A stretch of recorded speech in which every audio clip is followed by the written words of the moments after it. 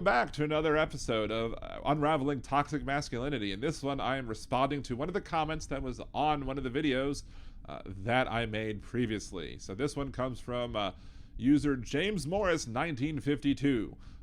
My initial response was simply, "Holy stereotypes, Batman," and another user was like, "I guess you're not going to refute the above statement," and I really didn't feel like typing it out, but I decided that I was going to instead make a response video with it and post the response video afterwards. So here you are.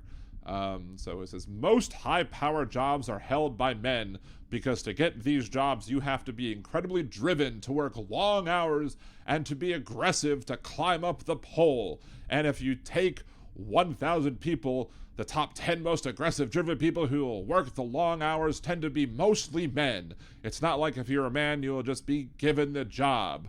Well, let's deal with that comment first. Well, first of all, we have a long history of women not being allowed to give the job or being discouraged from having such jobs because they are driven into the fields where they're not going to be getting the high power jobs.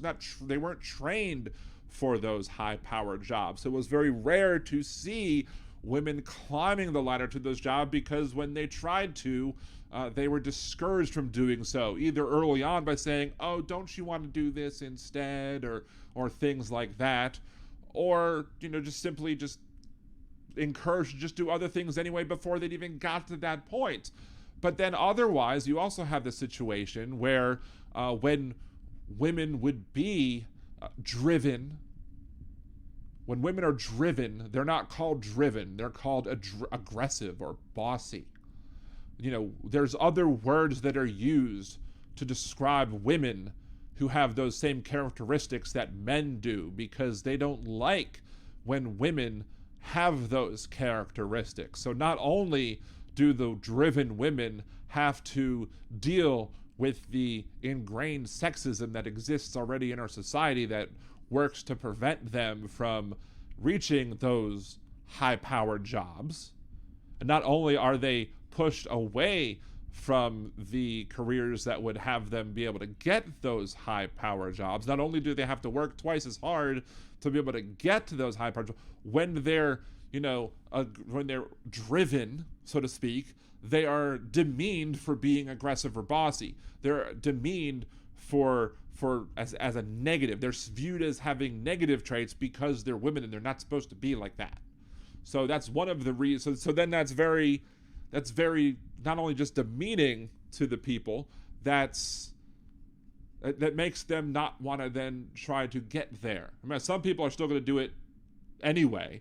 I might not agree with people like Meg Whitman, for an example, but she is somebody who did, despite all those other things, manage to climb that corporate ladder and get to the job. But I'm sure the amount of work that Meg Whitman had to do to be able to get there and the amount of derision that she had to get for being, quote, driven, that she had to dodge those things so she wouldn't have to be seen as bossy. So, next paragraph. Women in all high-power jobs complain that they have to work really hard to get there. Well, yeah, it's not that they have to. That's not that they're complaining that they have to work really hard to get there. It's that they have to work twice as hard to get there, because they have to put in more work than normal because they have to convince the people who are going to be giving the promotions that they're deserving of the promotion, because they have to overcome the stereotypes that already exist that women can't do the job. The stereotypes that you, Mr. James Morris 1952, are perpetuating with your post, with your response to my video. So yes, they have to work the normal amount of hard work that everybody would have to do to get there, plus the additional hard work to convince others that they can do the job that people assume that they're not going to be able to do because they're women. So yes, they have to do more hard work than normal. So no, the men, so he goes, you have the men, they worked just as hard, and you have to keep dipping into the past to look at our unfairness. Well, it's not about dipping into the past to look at unfairness, because you have to look into the past to see why these systemic problems exist. It's like the race issue, not the race black versus white issue, but the race issue of, let's say you have two equal people. In this case, we're going to use a man and a woman. Let's say the man and the woman are equally talented athletes who could race the same amount of time in the same amount of speed, all other things being equal, right? Now you're going to say, oh, but men typically can race faster than men or blah, blah, blah. No, we're just going to assume in this hypothetical scenario that we found two people, one man and one woman, who are equally athletically capable. And if you gave them the same track, the same starting time, and they ran side by side, that they would finish at the exact same time, right? But in the man's track, there's no hurdles. In the women's track, there's now a bunch of hurdles because you have the sexism of, oh, you can't be too bossy. There's the sexism of, oh, you have to act this way and that way, and if you act overly aggressive, you're bossy. If you act under aggressive, well, you can't take the high pressure environment. There's, oh, well, if do you have to dress a particular way? The men are going to wear suits with jackets and ties and long pants, but the women, you have to wear dresses that have less material. So now we're going to keep you cold in the building, and you don't think about those things because as the men, we're nice and warm, but the women have less clothes on because they have less material on their clothes and they have to be freezing in the office. So lots of other things that get thrown in the way of women. There's the thought, oh, well, if the woman might be pregnant, so if the woman decides to get pregnant, well, that's just time that we don't want to have to deal with that. Another thing. Well, instead of that, well, why don't we just consider, well, if the man is married, let's just make sure that he gets paternity leave too, so both men and women or anybody else of any other gender get off for children. If you have a child, you get to get off for having a child for a certain amount of time, regardless of what your gender is, regardless of whether or not you are the person who delivered the child or not, because there's needs that a young infant might have that you need to take care of. So let both parents take off. That's what a good society would do, but we're not there yet. Back to what the person says. If you want to play that game, men only got the vote a short time before women. Okay, but still, they still had the vote for enough while. So both men and women couldn't vote except for landowning men, which is a few men. So if you said it's not a privilege, so working class men and women couldn't vote, but men could be conscripted. Who is more oppressed? That's just word salad. Yes, men could be conscripted, but that's the whole thing of, well, men would be conscripted into the military because they viewed women as not being capable of doing that job, right? Because we lived in a patriarchal society. They always love to go into, well, men were forced to do this, so therefore men were discriminated against. No. Men were treated as if they were somehow more capable of all of these other things, and women were viewed as weak, little, horrible, people who could only do certain things, and so they were relegated into these other conditions that where perhaps these other women would be able to serve in the military if they so wanted to. And there are women now today who want to serve, who do serve well. They serve, perfectly capably. But back then, they would only conscript men. Why not just conscript everybody who's able-bodied? If you could do the job, why does it matter what parts you have? See, that's the thing. Because we still viewed women as being lesser as a society. That's why women were oppressed. You can't just cherry pick one thing out and say, see, men are more oppressed because men got conscripted. No, because you have to look at the entirety of the thing. You can't just look at one thing in a vacuum.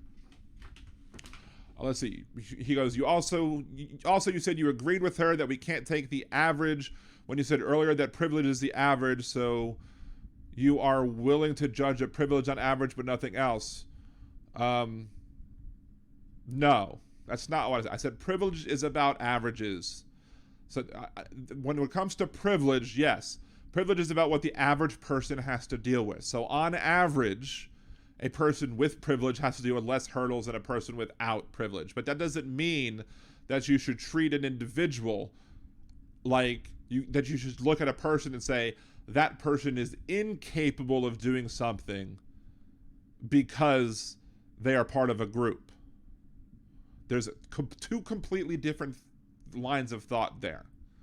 You can look at the privilege or the lack of privilege of somebody and understand what they may have had to deal with in their lives because of the group they're a part of, but you can't necessarily look at somebody and say what they can't do because they're in a particular group. That's two completely different things that this person is conflating. So a person goes, I don't appreciate your constant assertion that whoever doesn't agree with you doesn't understand. Well, no. I'm not going to say that whoever doesn't agree with me doesn't understand. There are people who haven't agreed with me who have made good points and I've eventually changed my mind. You just have to make a good point. But there are plenty of people who don't agree, who don't understand. Because when you try and define privilege as what an individual goes through, instead of what as the group goes through, you're literally not understanding what the word privilege means. So in the Netherlands, they tried to wipe out gender stereotypes. They found that there are some jobs women pick less more than men, so there is some difference on average. Well, because you can't just wipe it out with a snap. You can't just Thanos it. You can't just get all the Infinity Stones and be like, gender stereotypes, gone. You can't. It's something that has to be systemically wiped away. So if you said, okay, no gender stereotypes whatsoever, you're still going to have people who were raised in a society with gender stereotypes. So you have to wean society off of it. So yeah, you're going to have to deal with it over the course of time. That's why you're not, that's why on the other side of the coin, when you're trying to look at pay equity, you're not going to fix pay equity like that either. You're gonna have a situation where if you're trying to fix pay equity, you're gonna have a situation where, yeah, you have men who have always earned more, and then you're gonna have women who are gonna gradually start earning more. You're not gonna be able to snap your fingers and get women instantly earning exactly the same as men. They're gonna be earning their way up as you start putting more and more women into leadership positions as they earn their way up through the ranks. So it's not going to be an instant boom, there you go. Now, there should be circumstances where you can instantly change the people who are being discriminated against on a wage level. Where if you look at individual people who are working in a job, let's say you have two people who are doing the same job, one man, one woman, who are doing the same job, and one's getting paid much less because of gender roles and because of their gender, then sure, you can fix that like that with a Thanos snap. But you're going to have to, it's going to take time for it to go all throughout society. You're not going to be able to fix all of the problems in an instant, but you can start working your way through it. So the same thing happens with your example in the Netherlands. You're not going to fix, the gender stereotype problem in a day. It's going to have to be something that's going to be done over time. So yeah, so as you're fixing the gender stereotype problems, you're going to still see people who are going to pick those gender-specific jobs that where women were driven to or men were driven to, because that's just a remnant of what existed. But as you get rid of those antiquated gender roles, at the end of the day, you're going to start seeing more and more people having those fall by the wayside. And even if you end up having some jobs where you still have like maybe 80% men or 80% women, you've still given people the choice where they choose to go to. That's the ultimate thing. If it ends up being a pure choice, then fine, it's a choice. But it's not currently that way. It's not currently a choice. We currently still have sexist views that say men do this and women do this because that is the roles that men and women play. And that's especially what these toxic masculine videos that I'm responding to do. They are trying to desperately hang on to these antiquated gender roles that put men as superior, women as inferior. Only men do this, only women do this. They ignore the gender that we shouldn't have a gender binary. They ignore all that altogether. They ignore non-binary, gender non-conforming folks. They just stick with men and women, which is why I'm talking in a gender binary, because that's what they deal with. And they're desperately trying to hold on because that's the only way that these so-called alphas can maintain their power. It's the only way that these so-called alphas can convince their subscribers who pay like $100 a super chat to continue paying $100 a super chat. That's why when the Fresh and Fit podcast got demonetized, Myron cried, or almost cried. I don't know if he actually shed tears or it looked like he got choked up at least. Why did it? Because he wasn't going to be able to get the $100 super chats from all of his simps, of all the people who want to be just like him. So they're gonna keep on sending him super chats to have him read the chats on the air, or have the fake voice read, the robotic voice read. Maybe that's the whatever podcast that has the fake voice. I don't know. Maybe both do it. I haven't watched them enough yet to know whether or not to use the fake voice. Either way, these podcasts that promote toxic masculinity need to maintain these artificial gender roles. So they're going to continue to perpetuate them in order to keep their status. Because without that, and if people start to learn that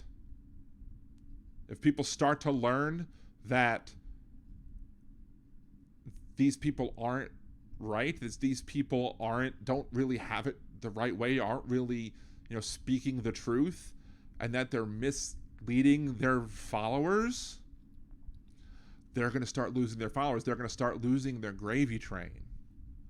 Because here's the deal, and here's the end of the video that I wanted to talk about, is that these folks would have you believe that all these men just want subservient women, that they want to be the alphas, that they want these subservient women who will just listen to everything that they say.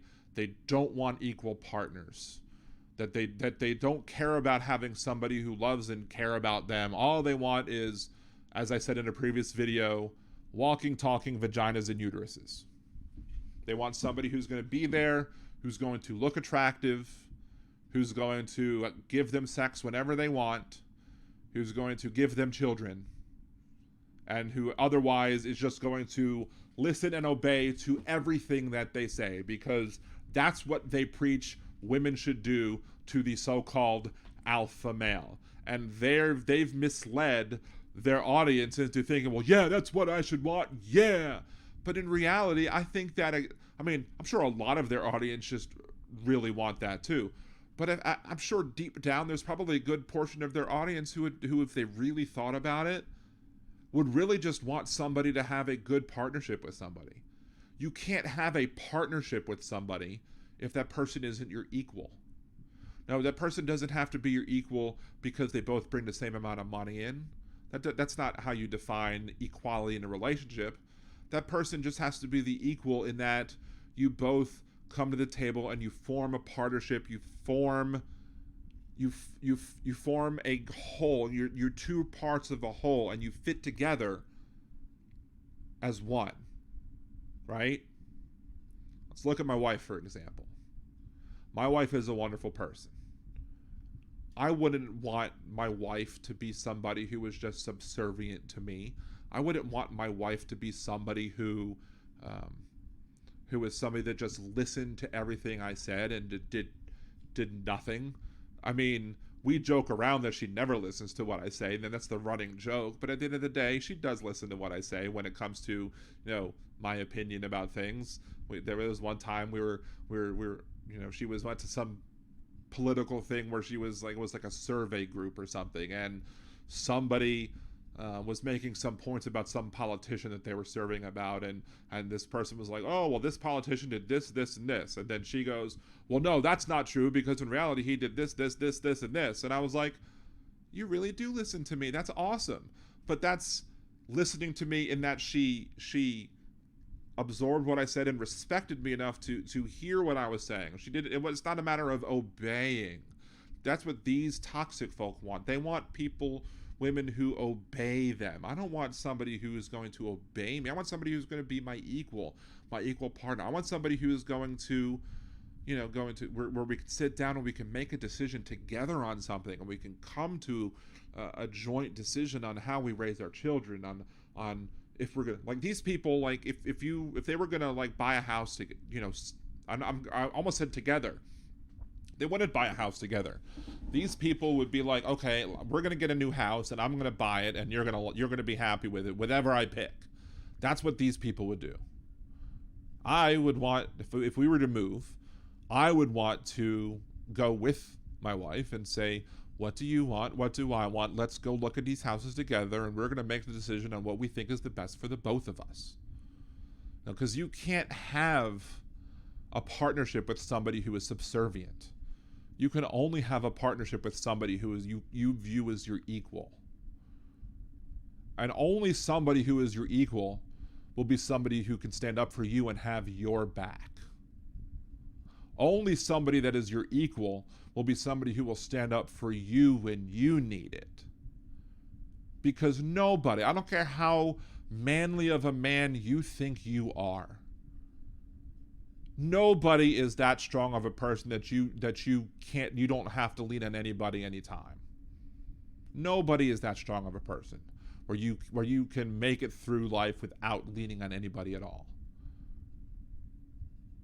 That's why you see a lot of depression where people don't have anybody to lean on, and that's when a lot of depression comes into play. If you were in a relationship with somebody who cares about you, who loves you, who truly loves you and cares about you, that person is going to have your back. And you can't have that person's back if you're subservient. You're not going to be the type of person who's going to stand up for your partner if you're subservient. Because subservient people don't stand up for anybody. Subservient people are timid. Subservient people just sit back and just listen to what the other person says. I love that my wife has my back.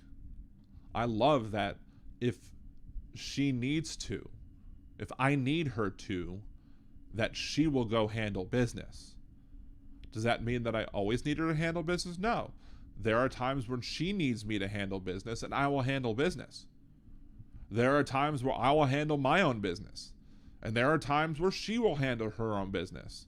Because we're both strong people who can handle our business a good portion of the time.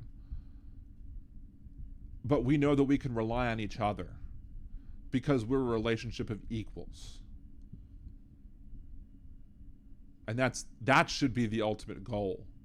If you're looking for somebody who's going to be a true life partner and not just somebody who is a status symbol or a trophy. Because if you just want somebody who is a status symbol or a trophy, that is an empty life that's meaningless.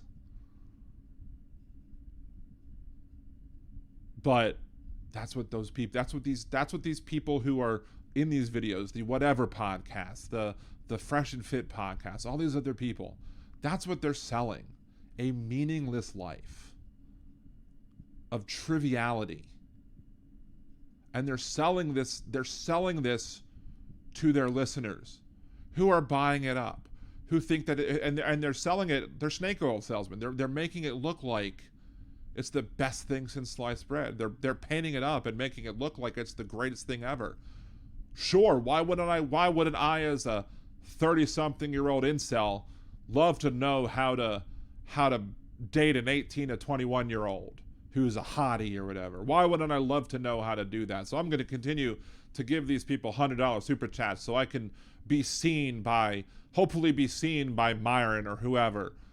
I'll continue to do that. I'll continue to support these guys. Hopefully their lessons will one day rub off on me and I'll one day be a alpha male too. No, you won't. Because as I said in the first introduction to this series, if everybody's an alpha male, then Noah's an alpha male. Now, nobody is an alpha male because there's no real such thing as an alpha male. It's a construct. It's made up. It's something that they made up because they want to sell you on this idea that you can be this made up fake thing, that you can live this lifestyle that they've concocted so they can be rich and y'all can be sad, depressed incels. And who are they going to blame? They're not going to blame Myron from Fresh and Fit. They're not going to blame all the other podcasts who are preaching this toxicity. They're not going to blame themselves for falling for it. they're going to blame women because that's who Myron and the other folks tell them to blame. They're going to blame everybody else except themselves. Because at the end of the day, that's who Myron and everybody else are going to tell them to blame. It's all the women's fault. It's all feminism's fault. It's all society's fault for trying to convince women that they somehow should want to be considered equal to everybody else.